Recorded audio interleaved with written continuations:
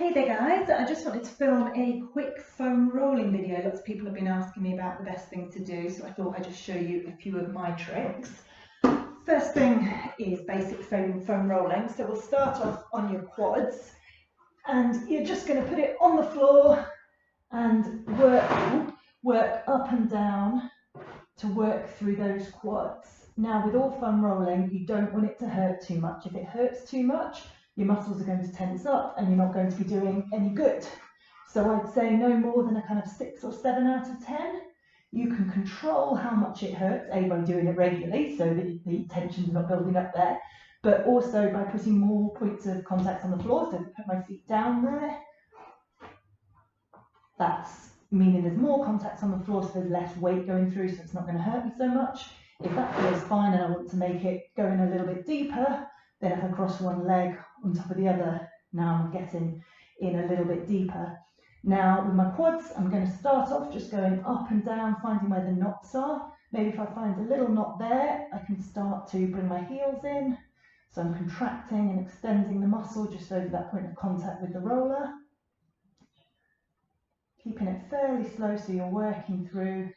Just keep working through till you find those knots. Going onto one leg now, obviously if it hurts too much, you stay on 2 legs. Now I'm working down the inside of my leg and then down the outside. Now I'd go for a lot longer. If I haven't rolled for a while, I could well be here for half an hour just on my quads. There's no magic number. It depends how it feels. If it feels okay, then you don't need to spend so long. If it feels pretty tight, then I spend a bit longer getting in there. So up and down on the quads, working through front and back. Then the other main muscles you want to have a go at, glutes. So you can do that with a roller, sitting on there, and then again just moving around. So I'm going a bit more on the side there to get in there, and again I can take more balance on there, taking more points off the floor so that I've got a bit more weight going through there. For glutes as well, I really like to use a ball. You can try with a tennis ball. I have split many tennis balls over the years, so you want something quite firm. A lacrosse ball is ideal, or this is a ball specifically for rolling, which is super light, so I'll just take this if I'm traveling. So that means I can really work through there, getting into all those knots, remembering to try and get into that attachment point, sort of at the base there. You can do it like that, or you can also go up against the wall, have a bit of a shuffle there to get in there. That's also really good for getting in around your shoulders. If you've got knots in there, I'll put a ball into a sock so I can just hold on to it rather than spending all the time trying to pick it up. But you can really work through getting into all the little knots around there.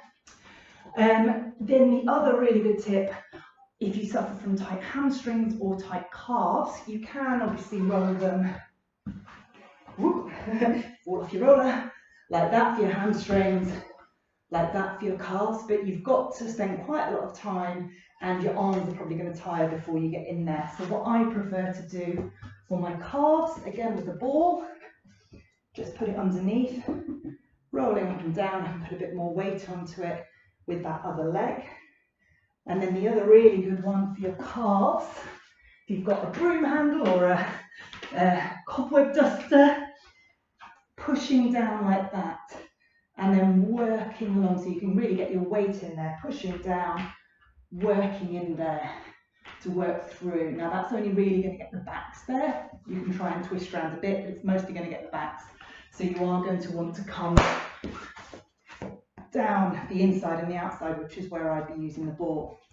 Then the final one for the hamstrings, you want a foam chair, something with a hard surface, or a box. And you're going to sit on it, and then you can do 2, if you've got 2 similar balls, or not even similar, but 2 balls, you can do both at the same time, just working through.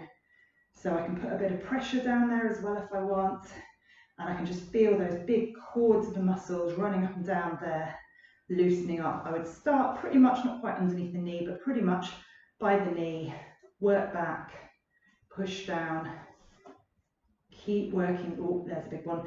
Keep working through, and again with this one you can get all the way down to that attachment point there, sort of at the base where your glutes are joining, or your bum's joining your leg. So working through all the way, you'll find any of these knots, they move around. So don't just go, oh, my quads didn't hurt today, don't need to bother doing them next time. You may well find you've done something differently, so your quads hurt, and maybe it's one side that hurts one day, one side that hurts the other day. So always do that kind of checking through, and then just isolate down on areas that need more attention. The last one I wanted to show you, if you have grumbly knees generally is to do with imbalance. I'm massively generalising, but imbalance in the quads, so doing lots of glute strengthening is brilliant.